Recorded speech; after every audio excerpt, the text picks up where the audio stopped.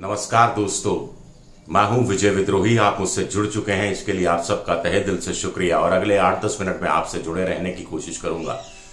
तो बड़े विरोधाभासी खबरें आ रही हैं। ये विरोधाभासी खबरें बड़ा हैरान कर देती हैं। आपको भी जरूर हैरान किया होगा इन विरोधाभासी खबरों ने। जैसे कि एक खबर आई कि प्रधानमंत्री ईश्वरप्पा को फोन करते हैं। ईश्वरप्पा कौन है? कर्नाटक में बीजेपी के वो नेता हैं जिन पर भ्रष्टाचार का आरोप लगा। एक पाटिल नाम के ठेकेदार ने आत्महत्या कर ली और आत्महत्या करने से पहले सुसाइड नोट में लिखा कि 40% कमीशन ईश्वरप्पा मांग रहे थे, जो उस समय ग्रामीण विकास पंचायत राज मंत्री थे। उनको पद से हटा दिया गया। मामले की सीआईडी को जांच सौंपी गई। सीआईडी ने क्लीन चिट दे दी, लेकिन रीइंस्टेट नहीं किया गया। और ईश्वरप्पा को फोन किया और उनकी लॉयल्टी के लिए उनका धन्यवाद व्यक्त किया। भ्रष्टाचार के एक आरोपी को प्रधानमंत्री फोन करते हैं और प्रधानमंत्री की नजर में भ्रष्टाचार का एक मामला लाने वाले जम्मू कश्मीर के पूर्व राज्यपाल सत्यपाल मलिक को सीबीआई पूछताछ के लिए बुलाती है, सम्मन जारी करती है। विरोधाभासी खबर है। सूरत की भी, कुल मिलाकर गुजरात की भी।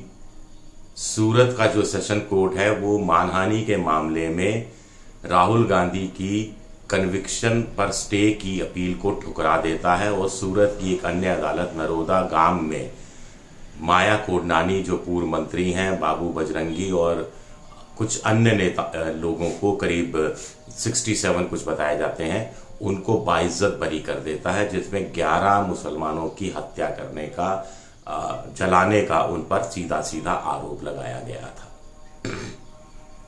किसी एक को छोटी सी न्यूनतम सजा भी नहीं दी जाती, 2 महीने 3 महीने की।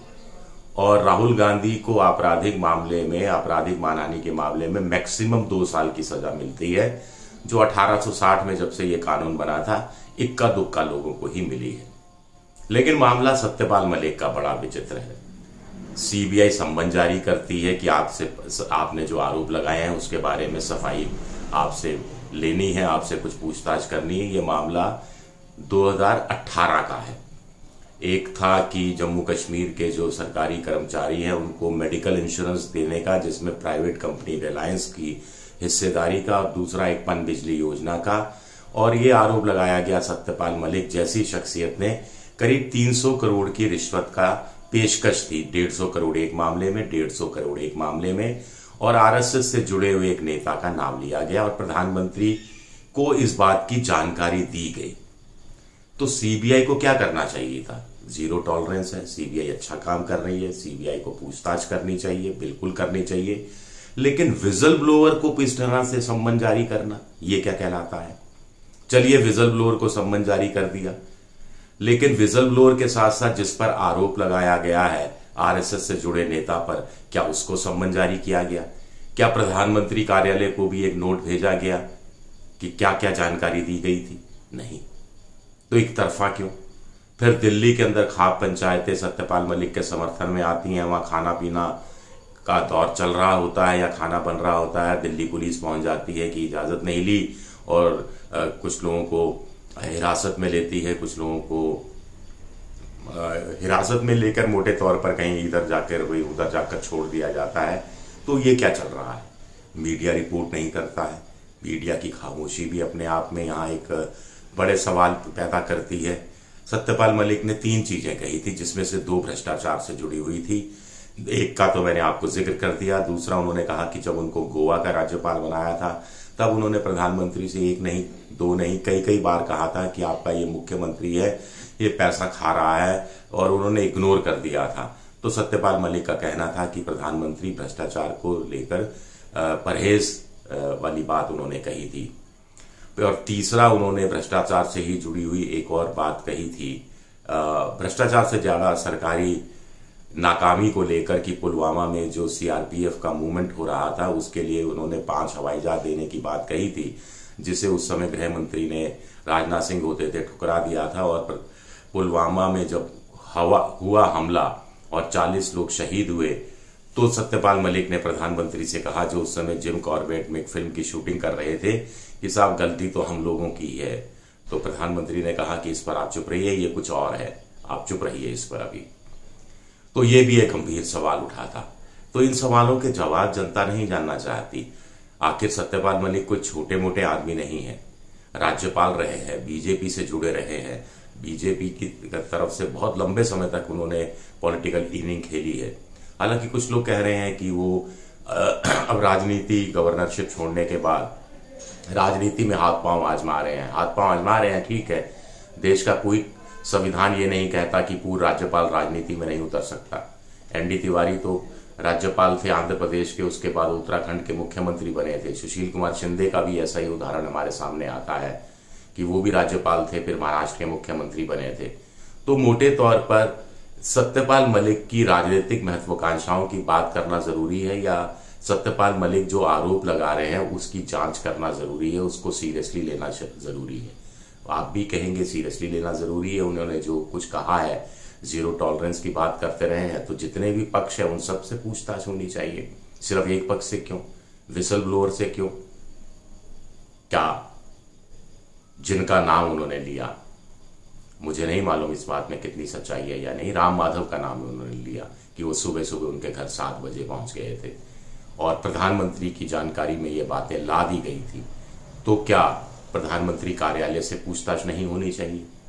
क्या राम माधव को सम्मन जारी नहीं होना चाहिए था? या ये नहीं पूछना चाहिए था सीबीआई ने कि आप पर इतने गंभीर आरोप लगे, आप खामोश रहे, आपने खंडन जारी क्यों नहीं किया, आप अदालत में क्यों नहीं गए, आपने आपराधिक मानहानि का मुकदमा दर्ज क्यों नहीं किया, आप क्यों खामोश रहे? कुछ लोग कह रहे हैं कि सीबीआई जिस ढंग से रिएक्ट कर रही है उससे साफ साफ पता लग गया है कि सत्यपाल मलिक जो कह रहे हैं उससे प्रधानमंत्री हिल गए हैं और प्रधानमंत्री के पास इस बात का कोई जवाब नहीं है, और एक तरह से प्रधानमंत्री ने तस्दीक कर ली है कि जो सत्यपाल मलिक कह रहे हैं वो सही ही कह रहे हैं। सबसे बड़ी बात है, सत्यपाल मलिक अब तो बीजेपी में नहीं है। अगर सत्यपाल मलिक के आरोपों में दम नहीं होता तो आईटी सेल बीजेपी का क्या खामोश रहता? बीजेपी के मंत्री क्या खामोश रहते? राहुल गांधी कुछ बोलते थे तो 4-4 मंत्री उनके पीछे लगा दिए जाते थे। तो क्या प्रवक्ता चुप रहते? क्या मीडिया पर इसमें बहस नहीं हो रही होती या करवाई नहीं जा रही होती, जहां बीजेपी के प्रवक्ताओं को बुलाकर सफाई दी जा रही होती और उल्टे 4 आरोप सत्यपाल मलिक पर ठोक दिए गए होते? अगर उनके पास कहने के लिए कुछ है, यानी उनके पास कहने के लिए कुछ नहीं है, प्रधानमंत्री के पास कहने के लिए कुछ नहीं है, प्रधानमंत्री दफ्तर के पास कहने के लिए कुछ नहीं है, बीजेपी के मंत्रियों के पास कहने के लिए कुछ नहीं है, प्रवक्ताओं के पास कहने के लिए कुछ नहीं है, आईटी सेल के पास कहने के लिए कुछ नहीं है।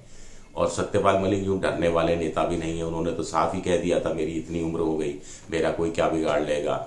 हालांकि सिक्योरिटी की बात को लेकर वो थोड़े दुखी हैं कि एक पीएसओ मिला हुआ है, जबकि सिक्योरिटी थ्रेट अच्छा खासा है, लेकिन सिर्फ सिक्योरिटी हासिल करने के लिए वो इस तरह के संगीन आरोप लगा देंगे, ये बात कम से कम मेरी हजम नहीं होती। आपके हो सकता है वो हजम हो रही हो, तो मैं कह नहीं सकता। और दूसरी बात है कि सत्यपाल मलिक ने ये भी कहा था कि उनके साथ उनकी जाति है, जाट वोट है, बैंक है, और हरियाणा में है, पंजाब में है, राजस्थान में है, उत्तर प्रदेश में है, और भी कुछ करीब 11 राज्यों में माना जाता है मोटे तौर पर, कहीं कम कहीं ज्यादा करके। और खाप पंचायतें हैं, खाप पंचायतें उनके पक्ष में आ ही गई हैं, और जिस ढंग से दिल्ली पुलिस ने कार्रवाई की उससे आने वाले वक्त में खाप पंचायतों का असर और ज्यादा बढ़ने ही वाला है। और ये बात क्या बीजेपी के लिए थोड़ी चिंता की बात होनी चाहिए, ये बात भी बीजेपी को समझने की जरूरत है। लेकिन हाल फिलहाल क्या एक वर्ग ये चाहता है बीजेपी में कि प्रधानमंत्री हर चीज से ऊपर है, प्रधानमंत्री पर कोई सवाल नहीं उठाया जा सकता, प्रधानमंत्री को लेकर कोई अगर आरोप लगाए तो उन आरोपों को गंभीरता से कतई लिए जाने की जरूरत नहीं है, उन आरोपों में कोई दम नहीं है, और अब आरोपों से भी ऊपर हो गए हैं। प्रधानमंत्री की आलोचना करना, बीजेपी के नेता कहते हैं, देश की आलोचना करना है। प्रधानमंत्री पर आरोप लगाने का मतलब है देशद्रोही काम करना, देश के खिलाफ काम करना है। जब ऐसी सोच है तो फिर सत्यपाल मलिक के हिस्से का जो सच है उसके साथ मीडिया भी खड़ा दिखाई नहीं दे रहा और लोग भी खड़े दिखाई नहीं दे रहे, लेकिन जनता को जोड़ने की कोशिश सत्यपाल मलिक कर रहे हैं, और जनता जब जुड़ती है तो बहुत बड़ी बड़ी चीजें बदल जाती हैं। शुक्रिया आप सबका मेरे साथ जुड़े रहने के लिए।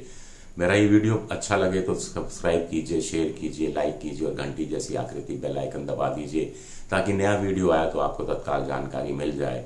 मेरा ट्विटर हैंडल है विद्रोही7, विजय विद्रोही7 मेरा। इंस्टाग्राम पर हूं मैं इस नाम से, और फेसबुक पर विजय विद्रोही पेज है, विजय विद्रोही पेज है, उस पर आप मुझसे जुड़िए। शुक्रिया, बहुत बहुत शुक्रिया।